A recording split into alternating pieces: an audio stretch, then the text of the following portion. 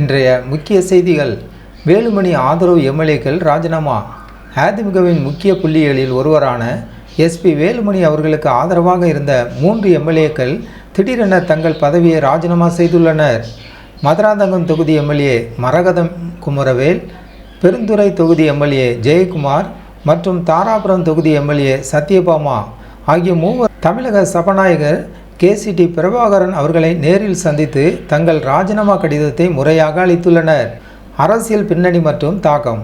இந்த நிகழ்வு அதிமுக தலைமைக்கு, குறிப்பாக எடப்பாடி பழனிசாமி தரப்பிற்கு ஒரு பேரதிர்ச்சியாக பார்க்கப்படுகிறது. வேலுமணி அவர்களின் ஆதரவாளர்களாக அறியப்பட்ட இவர்களில் 3வரும் இந்த முடிவை எடுத்திருப்பது அதிமுக உட்கட்சி அரசியலில் மீண்டும் ஒரு பெரிய புயலை கிளப்பியுள்ளது. இதன் விளைவாக சட்டப்பேரவையில் அதிமுகவின் பலம் தற்போது 44ஆக குறைந்துள்ளது.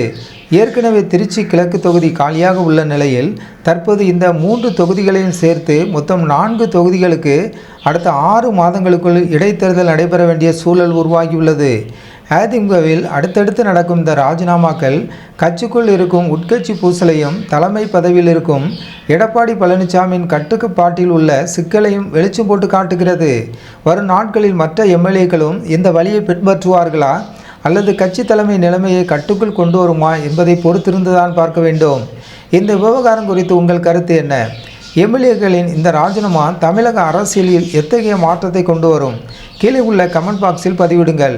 அரசியல் செய்திகளை உடனுக்குடன் தெரிந்து கொள்ள நமது ஜாய்ஸ் டிவி சேனலை சப்ஸ்கிரைப் செய்யுங்கள்.